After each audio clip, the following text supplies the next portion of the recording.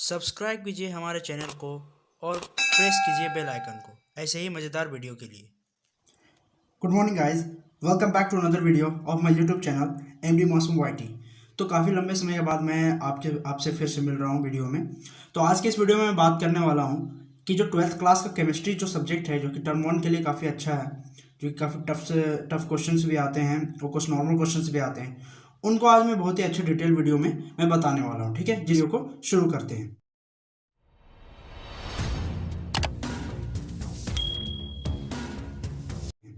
देखिए, यहाँ पे आपका जो एग्ज़ाम इस बार होने वाला है, जो कि फरवरी में होने वाला है या मार्च में, जिसमें आपका सारा एक ही साथ मिला के लिया जा रहा है। तो इसी एग्ज़ाम में आने वाले के लिए जो आपका टर्म 1 और टर्म 2 दोनों मिक्स करके लेगा, उस हिसाब से मैं आपके लिए ये टर्म 1 के लिए जो पिछले साल जो पूछा गया था, जिस तरह मैंने एग्ज़ाम दिया था, उस बेसिस पे आज मैं लेके आ गया हूँ वीडियो को। ठीक है, इस वीडियो में हम लोग चलिए वीडियो को आगे बात करते हैं क्या क्या पढ़ना है 12th के क्लास, जो कि साइंस वाले स्टूडेंट है। ये जैक और सीबीएसई दोनों के लिए है। तो वीडियो को लाइक और चैनल को सब्सक्राइब कर लीजिए। ठीक है, मिलते हैं। देखिए, फर्स्ट नंबर पूछ रहा है, both Frenkel and Schottky defects are found in, मतलब कि इनमें से जो 4 कंपाउंड दिए हुए तुम्हारे पास, इनमें से किन किन कंपाउंड में जो है ये दोनों स्कॉटकी डिफेक्ट्स और फ्रैंकल डिफेक्ट दोनों पाए जाते हैं। देखिए, स्कॉटकी और फ्रैंकल डिफेक्ट ये चैप्टर 1 सॉलिड स्टेट का है क्वेश्चन, इसके बारे में अच्छे से बता दूंगा। ठीक है, अभी फिलहाल ये समझिए कि जो मतलब सिल्वर का ब्रोमाइड जो होता है, ये AgBr है, यही एक ऐसा कंपाउंड है जो कि दोनों में एक्सेप्शन केस है, कि जिसमें जो फ्रैंकल और स्कॉटकी दोनों को देखने में मिलता है हमें। तो इसका फर्स्ट ऑप्शन क्या हो जाएगा? करेक्ट हो जाएगा। ठीक है, ये फर्स्ट ऑप्शन आपका करेक्ट हो जाएगा। उसके बाद चलिए नेक्स्ट क्वेश्चन है, वो देखिए क्या बोल रहा है। Clause packing is maximum in the crystal lattice of, मतलब हम लोग यहाँ पे बात करेंगे कि किस तरह के क्रिस्टल लैटिस में सबसे ज्यादा क्लॉज पैकिंग जो होता है मैक्सिमम होता है, वो होता है आपका FCC पे। कहाँ पे होता है? FCC, face centre cubic crystal lattice पे होता है। इसके बारे में भी बताऊंगा। तो इसका फर्स्ट ऑप्शन आपका सही हो जाएगा। ठीक है, चलिए इसके बाद देखिए यहाँ पे थर्ड नंबर क्वेश्चन काफी अच्छा क्वेश्चन है। कह रहा है, which of the following is paramagnetic in nature. सबसे पहले बात करते हैं पैरामैग्नेटिक होता क्या। ठीक है, तो पैरामैग्नेटिक होने के लिए यहाँ पे जैसे हम कुछ क्वेश्चन के बारे में बात कर लेते हैं। पैरामैग्नेटिक होने के लिए, ठीक है, पैरामैग्नेटिक होने के लिए आपके पास अनपेयर्ड इलेक्ट्रॉन होना जरूरी है। क्या होना चाहिए? Unpaired electrons. और जिसके पास अगर एक भी अनपेयर्ड इलेक्ट्रॉन्स नहीं है, वो पैरामैग्नेटिक नेचर को शो नहीं करता है। अगर जिसके पास फुलफिल्ड ऑर्बिटल है, ठीक है, जिसके पास फुलफिल्ड ऑर्बिटल है या फिर हाफ फिल्ड ऑर्बिटल है, वो आपका शो करेंगे डायमैग्नेटिक नेचर का, यानी वो मैग्नेटिक फील्ड को रिपेल करते हैं। और paramagnetic nature weekly attracted by magnetic field होते हैं। ठीक है, तो ये होता है पैरामैग्नेटिक नेचर। तो इन चारों कंपाउंड में हमको देखा जाए कि टाइटेनियम जो है, ये जो आपका होता है, इसके पास जो है सारा का सारा फुल होता है। ठीक है, यानी अगर टाइटेनियम का अगर आप बनाना चाहेंगे इलेक्ट्रो कॉन्फ़िगरेशन, तो ये आपका सारा का सारा फुल मिलेगा। 5d ऑर्बिटल का होता है, क्योंकि ये सब ट्रांजिशन एलिमेंट के अंदर आते हैं। ठीक है, यानी कि ये सब डी ब्लॉक एलिमेंट के हैं, तत्व हैं। तो टाइटेनियम डाइऑक्साइड में आपका टाइटेनियम का जो ये 4+ जो है, यानी टाइटेनियम जो है, ये आपका सारा होता है, एक भी अनपेयर्ड नहीं होता, 0 अनपेयर्ड होता है। ठीक है, अब बात करते हैं हम लोग सोडियम क्लोराइड का। तो ये तो आपका देख रहे हो, ये भी आपका होता है 0 अनपेयर्ड इलेक्ट्रॉन, मतलब इसके अंदर भी अनपेयर्ड इलेक्ट्रॉन नहीं होते, मतलब पेयर्ड होते हैं या तो हाफ फील्ड होते हैं। बात करते हैं नाइट्रोजन डाई नाइट्रोजन का बात करते हैं। डाई नाइट्रोजन जो होता है, ये भी आपका ये डायमैग्नेटिक नेचर को शो करता है। बात करते हैं CuO का, कॉपर O का। ठीक है, तो देखो इसके पास, क्योंकि ये प्लस वाला आयन होता है कॉपर, ठीक है, 2+ भी होता है, 1 भी होता है, क्योंकि इसके पास CuO2 नहीं है, CuO है, तो ये 1 नेचर को शो कर रहा है, मतलब एक इलेक्ट्रॉन इसमें भाग ले चुका होगा, तो इसके पास 1 खाली है, यानी -1 होगा। तो ये कॉपर जो है, ये आपका पैरामैग्नेटिक नेचर को शो करेगा, जिसके कारण ये जो है आपका करेक्ट ऑप्शन 4 हो जाता है। ठीक है, ये हो जाएगा थर्ड नंबर का आंसर 4। अब बात करते हैं आगे क्या कह रहा है क्वेश्चन। तो देखिए, इसके बाद आते हैं हम लोग 4 नंबर क्वेश्चन में। तो 4 नंबर क्वेश्चन क्या कहता है? A metal has FCC arrangement and edge length of the unit cell is 400 picometer, its atomic radius is. तो बात करते हैं कि FCC अरेंजमेंट में कितना होता है टोटल इलेक्ट्रॉन, जो एटम्स होते हैं FCC में, वो 4 होते हैं। ठीक है, अब इसका एक फॉर्मूला होता है कि अगर आप किसी का एटॉमिक रेडियस निकालना चाहते हैं, ठीक है, R निकालना चाहते हैं, आपका A तुम्हारा आपका एज लेंथ बताता है, ये इसका एक फॉर्मूला होता है, A = r/2 √2, ठीक है। ये आपका फॉर्मूला होता है जो कि एज लेंथ और रेडियस के बीच में एक क्या बताएं, इसके बारे में बताता है, एक संबंध के बारे में बताता है, ठीक है, एक रिलेशन बताता है कि इन दोनों के में क्या रिलेशन है। तो ये आपका कौन हो गया। तो यहाँ पे से आप देखा जाए तो ये NaCl जो है, सॉरी, यहाँ पे जो FCC अरेंजमेंट वाला है उसका हाल क्या होता है, 4 एटम्स होते हैं उसके अंदर। तो आपका एटम का नंबर मिल गया, यानी यहाँ पे नंबर ऑफ एटम आपको पता चल गया 4 होते हैं। तो इसके डायरेक्ट फॉर्मूला में यहाँ पे 4r लिख रहे हैं, ठीक है। देखिए जैसे यहाँ पे हम बनाए हैं कि a = 4r/√2। अब रेडियस हमको पता करना, तो रेडियस इधर आएगा तो रूट ये जो 4 होगा इसके साथ मल्टीप्लाई यानी फिर इधर आ जाएगा। और a मेरा क्या दिया हुआ है, एज लेंथ दे दिया, दिख रहा है, edge length of unit cell 400 picometre दे दिया हुआ है। यानी ये 100 आपका जो आंसर होगा, क्योंकि आंसर हमको पिकोमीटर में लाना है, इसलिए पिकोमीटर को हम लोग मीटर में या फिर हम लोग सेंटीमीटर में, क्यूब में चेंज नहीं करेंगे, वॉल्यूम में हमको चेंज नहीं करना है, इसलिए डायरेक्ट पिकोमीटर में आंसर दिया हुआ है। अब पिकोमीटर में 400 दिया हुआ है तो a = 4r/√2 होता है, जहाँ पे r हम लोग निकालना तो √2/4 × r हो गया, ठीक है। अब जो वैल्यू होता है उसको हम रख रहे हैं, √2 का वैल्यू रख दिए। 4 यहाँ पे मेरा मिल गया एटम है, नंबर ऑफ एटम्स है जो कि FCC अरेंजमेंट में होते हैं, ठीक है। 400 क्या आपका एज लेंथ दिया हुआ है, तब ये 4 कटेगा 100। अब √2 का वैल्यू होता है 1.414 समथिंग होता है, ठीक है, 1.414 समथिंग। ये 100 से मल्टीप्लाई होगा तो 141 आएगा, जो कि अप्रोक्स किसके होगा, 142 पिकोमीटर के। जिसका राइट आंसर आपका थर्ड ऑप्शन हो जाएगा, ठीक है ना, कौन ऑप्शन होगा, थर्ड ऑप्शन सही हो जाएगा। अब बात करते हैं molar solution is one that contains volume of solute in, इसका बात देखते हैं। पहले बात करते हैं मोलालिटी होता क्या है। तो मोलालिटी जो होता है वो आपका डिपेंड करता है number of moles of solute, ठीक है, number of moles of solute in 1000 gram of solvent, 1000 gram of solvent. ये आपका फॉर्मूला आता है किसका, मोलालिटी का। तो मोलर सॉल्यूशन होने के लिए अगर आपका 1 मोल का सॉल्यूट है तो आपको यानी 1000 ग्राम का भी होना चाहिए, यानी 1 kg का सॉल्वेंट भी होना चाहिए। अब सॉल्यूट और सॉल्वेंट क्या होता है, जिसका कॉन्टिनेशन, ठीक है, या फिर कैसे, जिसका कॉन्टेंस जो है किसी भी सॉल्यूशन में सबसे कम हो उसको सॉल्यूट बोलते हैं, और जो सबसे ज़्यादा हो उसे हम लोग सॉल्वेंट बोलते हैं।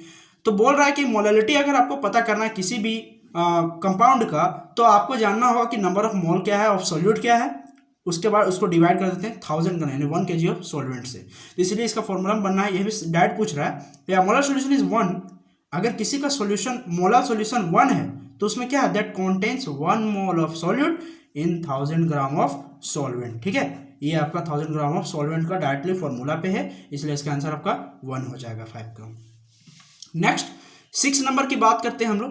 तो 6 नंबर में क्या पूछा है, relative lowering in vapour pressure, ठीक है, relative lowering in vapour pressure of solution is equal to. ये आपका जो क्वेश्चन है ये आपका कोलिगेटिव प्रॉपर्टी से है, ठीक है। तो उसमें पूछा है relative lowering of vapour pressure किसके बराबर होता है, तो मोल फ्रैक्शन ऑफ सॉल्यूट के बराबर होता है। क्या होता है, मोल फ्रैक्शन ऑफ सॉल्यूट के बराबर, ठीक है। अब बात करते हैं 7 नंबर में। तो 7 नंबर क्या कह रहा है बाबू, colligative properties of the solution depend upon. तो पहले बात करते हैं what is colligative property.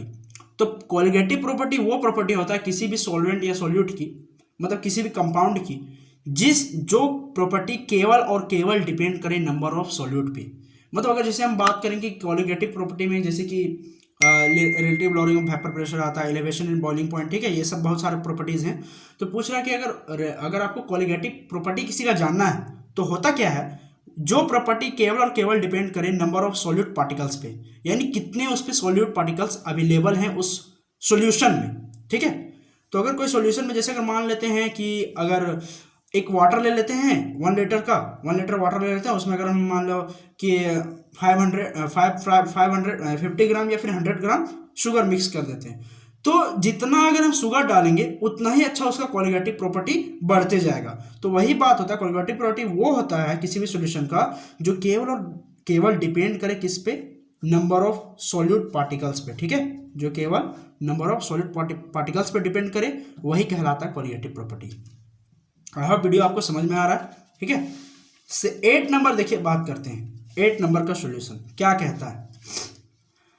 The mole fraction of benzene in solution containing 30% by mass in carbon tetrachloride, ठीक है, in carbon tetrachloride is, क्या होगा कि अगर हम बेंजीन का किसी सॉल्यूशन है जहां पे 30% मास जो है केवल बेंजीन का है और जो बाकी बचा हुआ है वो टेट्राक्लोराइड है, किसका? कार्बन टेट्राक्लोराइड यानी CCl4 का है। तो पूछ रहा है इसमें कि आपका मोल फ्रैक्शन बेंजीन का होगा क्या, ठीक है, मोल फ्रैक्शन जो बेंजीन का क्या होगा ये आपको पता करना है, यानी फाइंड करना है कि we have to find the mole fraction of benzene, ये हमको फाइंड करना है इस क्वेश्चन में। यहाँ पे कुछ दिया हुआ है गिवन दैट कि मोलर मास ऑफ बेंजीन यानी 78 U दिया हुआ, यूनिट दिया हुआ है, जबकि molar mass of carbon tetrachloride 154 MU दिया हुआ है, ठीक है, ये आपको दिया हुआ है। तो हम लोग फाइंड कैसे करेंगे? तो इसके लिए हम स्पेशल अलग से हम सोल्यूशन बनाए थे, ठीक है, वो आपको मैं दिखा देता हूँ। देखिए यहाँ पे 8 नंबर है,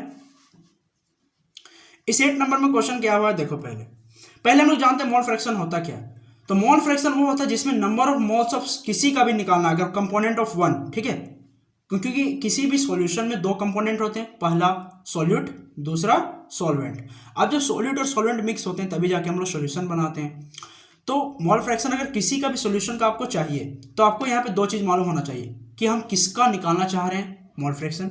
जैसे अगर हम सॉल्यूट का निकालना चाह रहे हैं तो ऊपर में हमको सॉल्यूट को मोल्स को रखेंगे और नीचे हम लोग नंबर ऑफ सॉल्यूशन का मोल्स रखेंगे, यानी दोनों को ऐड करने पर, दोनों के मास को या वॉल्यूम को ऐड करने पर जो हमको उसका मिलेगा नंबर ऑफ मोल्स, वो आपका number of moles of solution के इक्वल होगा। यानी अगर मोल फ्रैक्शन को पता करना है तो number of moles of solute divided by upon number of moles of solution, या फिर कह सकते हो number of moles of solute plus number of moles of solvent. तो ये होता है मोल फ्रैक्शन का फॉर्मूला। यानी अगर किसी का मोल फ्रैक्शन आपको पता करना है तो मोल फ्रैक्शन का फॉर्मूला क्या होता है? Number of moles divided by number of moles of solution. तो अगर हम बात करते हैं 8 नंबर क्वेश्चन में तो दिया क्या क्या हुआ था, लेट कंसीडर, अगर हम लोग मान लेते हैं कि वो जो सॉल्यूशन था वो उसका 100 ग्राम पूरा है, ठीक है, उस सॉल्यूशन का वेट कितना है? 100 ग्राम है। उसमें क्या दिया? फर्स्ट पार्ट बोला है कि मास ऑफ बेंजीन आपका 13% मास है, यानी इस 100 का 13% मतलब 30 पार्ट मतलब 30 ग्राम, 30% जी मतलब कि 30 ग्राम होगा ना। तो 30 ग्राम जो है केवल और केवल बेंजीन अपने अंदर ले लिया है उस पूरे सॉल्यूशन का, ओके। उसके बाद मोलर मास क्या दिया हुआ है? मेरा 78 दिया हुआ है, क्वेश्चन में साफ साफ दिया हुआ है, ठीक है, देखिए 78। तो हमको इसका नंबर ऑफ मोल्स पता करना होगा क्योंकि फॉर्मूला मोल्स पे डिपेंड करता है, मोल फ्रैक्शन निकालना है तो नंबर ऑफ मोल्स कैसे निकालते हैं हम लोग? जो आपका वेट दिया हुआ है उस सॉल्यूशन में उसको और जिस कंपाउंड या फिर जिस एलिमेंट का आपको मोलर मास पता है दोनों को डिवाइड कर दीजिए। देखिए नंबर ऑफ मोल्स के लिए फॉर्मूला क्या होता है? Mass of solute to the molar mass of solute, ठीक है, ये आपको डिवाइड कर देना है। तो ये मेरा कितना दिया हुआ है मास बेंजीन का? 30 ग्राम और जो मोलर मास है वो आपका 78 है। दोनों को डिवाइड करेंगे तो अप्रोक्स आएगा 0.38 के बराबर, ठीक है, ये आएगा। हाँ, दूसरा पार्ट क्या बोल रहा है कि कार्बन टेट्राक्लोराइड का मास ऑफ CCl4 दिया हुआ है। अब 70 ग्राम कैसे आया ये क्वेश्चन है, क्योंकि हम लोग कंसिडर किए कि सॉल्यूशन का मास 100 ग्राम है, क्योंकि किसी का भी 100% से ही लिया जाता है। तो 100 ग्राम अगर आप सॉल्यूशन का मास लेते हैं, ठीक है, उसमें से 30 ग्राम जो है कौन कंसिडर ले रहा है? बेंजीन ले रहा है। तो 30 में 100 माइनस कर देंगे, 100 में 30 माइनस कर देंगे, क्या बचेगा? 70, जो कि उसका सॉल्वेंट का होगा यानी CCl4 का। तो CCl4 के लिए 70 ग्राम आ गया इधर, ठीक है। तो मोलर मास कितना दिया हुआ है इसका? 154 MU दिया हुआ है। Number of moles of CCl4, क्योंकि इसका भी CCl4 का भी हमको नंबर ऑफ मोल्स चाहिए तो इसको भी इसी तरह करेंगे जैसे इसका किए, 70 154 से डिवाइड कर दिए तो कितना मिला? 0.45, ठीक है, इतना मिला। अब क्योंकि सॉल्यूशन का टोटल का है number of moles of solution का हमको चाहिए तो number of moles of solution क्या हो जाएगा? दोनों के मोल को ऐड कर देंगे, यानी mole of benzene and mole of tetrachloride, दोनों को जब ऐड करेंगे तो हमको मोल्स ऑफ सॉल्यूशन मिल जाएगा जो कि होगा इक्वल में 0.83 के इक्वल, ठीक है। अब डायरेक्ट फॉर्मूला लगाइए, हमको क्या निकालना है? मोल्स फ्रैक्शन ऑफ बेंजीन, ठीक है। मोल फ्रैक्शन ऑफ बेंजीन निकालना है तो क्या करेंगे? Moles of solute to the moles of solution, ये निकाल देंगे। तो जो मिला हमको, इसका हमको बेंजीन का चाहिए मोल फ्रैक्शन हमको बेंजीन का चाहिए, ठीक है। तो बेंजीन का मोल फ्रैक्शन को बेंजीन को ऊपर में रखेंगे, इसका सॉल्यूट का वजन मोल को और नीचे सॉल्यूशन को मोल को, दोनों को डिवाइड करेंगे तो आपका आएगा अप्रोक्स में 0.459, जो कि कौन ऑप्शन में है? ऑप्शन 3 में, इसलिए इसका आंसर क्या हो जाएगा? 3, समझ रहे हैं। तो आज मैं कराऊंगा टोटल आपका 15 क्वेश्चन, ठीक है। फिर आगे देखिए 9 क्वेश्चन नंबर क्या कह रहा है? EMF of a cell with nickel and copper electrode will be. किसी भी सेल के, आपका इलेक्ट्रोकेमिस्ट्री से क्वेश्चन है जो कि 1 नंबर के लिए हमेशा आता है EMF निकालने के लिए। तो यहाँ पे एक चीज और दिया हुआ है कि E डिग्री सेल आपका दिया हुआ है -0.25 वोल्ट और ई डिग्री ऑफ कॉपर दिया हुआ है जो कि +0.34 वोल्ट दिया हुआ है। तो ई डिग्री सेल यानी कि ईएमएफ ऑफ सेल हमको चाहिए, जो बैटरी बनेगा उस जगह पे, तो वो कितना होगा? तो उसका फॉर्मूला था ई डिग्री कैथोड यानी E degree of cathode minus E degree of anode. Cathode और एनोड का पहचान कैसे होता है? वो आपका इसका ये स्टैंडर्ड इलेक्ट्रोड पोटेंशियल से आपको पता चलेगा, ठीक है, स्टैंडर्ड इलेक्ट्रोड पोटेंशियल से, जो कि अगर माइनस रहा तो समझ आइए वो एनोड की तरह बिहेव करेगा, और जो अगर प्लस रहा तो वो कैथोड की तरह बिहेव करेगा, ठीक है। तो प्लस में हम लोग लेते हैं, इस फॉर्मूला में लगाते हैं, ये फॉर्मूला मेन है, आप लोग इसको नोट कर सकते हैं। ई अगर ईएमएफ ऑफ सेल निकालना तो क्या करेंगे? ई डिग्री ऑफ कैथोड माइनस कर देंगे ई डिग्री ऑफ एनोड से। तो ये जब हम करेंगे तो क्या इसको वैल्यू रख देंगे डायरेक्ट, देखिए कॉपर का एक कैथोड क्योंकि कॉपर है तो इसका वैल्यू यहाँ रख दिए, और क्योंकि यहाँ पे माइनस में पहले से ही है और यहाँ पे फॉर्मूला माइनस, तो माइनस माइनस प्लस हो गया, और 0.25 एनोड का है। एनोड कौन है? निकेल है। अब दोनों को ऐड करेंगे क्या है? 0.59, तो इसका आंसर क्या होगा? 0.59 वोल्ट। अब माइनस में क्यों नहीं आएगा? देखो बहुत सारे बच्चे मिस्टेक कर जाते हैं, तो माइनस में क्यों नहीं? क्योंकि यहाँ पे माइनस का कोई लफड़ा ही नहीं है, माइनस यहाँ भी नहीं बचा, माइनस यहाँ भी नहीं बचा, तो इसलिए पॉजिटिव आपका आंसर होगा। नेक्स्ट 10 नंबर देखिए, बोल रहा है कि if 96,500 coulomb electricity is pass through copper sulphate solution it will liberate, कितना आयन को अपना डिपॉजिट करेगा कॉपर सल्फेट का सॉल्यूशन किसी भी कॉपर के इलेक्ट्रोड में, कितना आयन को डिपॉजिट करेगा, ठीक है। इसका भी मैंने बनाया है स्पेशल, ठीक है। चलिए देखिए यहाँ पे 10 नंबर क्वेश्चन के लिए बताया कि अगर कॉपर सल्फेट का सॉल्यूशन है, जब उसमें कूलम इलेक्ट्रिसिटी पास करेंगे, ये जो होता है 96,500 कूलम, ये होता है 1 फैराडे ऑफ करंट के इक्वल। कितना होता है? 1 फैराडे ऑफ करंट के इक्वल आपको पढ़ने को मिलेगा, ठीक है। इलेक्ट्रोकेमिस्ट्री में जब पढ़िएगा तो आपको पता चलेगा 1 फैराडे का जो वैल्यू होता है वो 96,500 कूलम के इक्वल होता है, ठीक है। जब ये मेरा मिला तो कॉपर सल्फेट का जो सॉल्यूशन है यहाँ पे ये क्या करेगा? जब इसमें सॉरी इलेक्ट्रिसिटी पास होगा तब कॉपर का 2+ आयन रिमूव हो जाएगा और सल्फेट का 2- आयन रिमूव होगा। एनोड पे क्या होगा? एनोड पे हम लोग जानते हैं ऑक्सीडेशन होता है। अब ऑक्सीडेशन किसको कहते हैं? जहां पे इलेक्ट्रॉन बाहर जा रहे हैं, आउट इलेक्ट्रॉन मतलब बाहर निकल रहे हैं, वहां पे ऑक्सीडेशन होता है। तो एनोड मेरा सल्फेट का रिएक्शन होगा, तो सल्फेट आयन क्या करेगा? अपना 2 इलेक्ट्रॉन को लूज कर देगा, उसके बाद इसका सल्फेट और ये ऑक्सीजन रिमूव हो जाएगा। जबकि कैथोड पे क्या होगा, यानी कॉपर वाले इलेक्ट्रोड पे शुद्ध इलेक्ट्रोड पे क्या होगा कि कॉपर 2+ आयन जो है, यही कॉपर 2+ आयन जो बाहर है, इसका 2 इलेक्ट्रॉन को लेके फिर से 1 मोल का कॉपर को बना लेगा। कितना बना लेगा? 1 मोल का कॉपर। यानी अगर हम बात करें कि 1 फैराडे, अगर 2 फैराडे करंट जो है, दिख रहा है, एक इलेक्ट्रॉन जो होता है 1 फैराडे के करंट के इक्वल होता है। तो अगर 2 फैराडे करंट जो है, यानी 2 इलेक्ट्रॉन रिमूव कर रहा है, 2 फैराडे करंट जो है 1 मोल ऑफ कॉपर को डिपॉजिट कर रहा है या फिर लिबरेट कर रहा है, कितना को? 2 फैराडे करंट। तो 1 फैराडे करंट हमको चाहिए, क्योंकि 96,500 कूलम किसके बराबर होता है? 1 फैराडे के इक्वल। तो हम 1 फैराडे करंट निकालेंगे जी। अगर हमको 1 फैराडे करंट चाहिए तो यानी 1 फैराडे को इसका हाफ करना होगा, इसके मोल का। तो अगर जब हम इसका करंट को हाफ करेंगे तो 1, क्योंकि 2 फैराडे करंट 1 मोल कॉपर को दे रहा है, तो 1 फैराडे करंट इसका हाफ कॉपर को देगा, यानी हाफ मोल ऑफ कॉपर 0.5 दे देगा। समझ रहे हो? अब बात करते हैं कि 1 मोल कॉपर होता कितना है।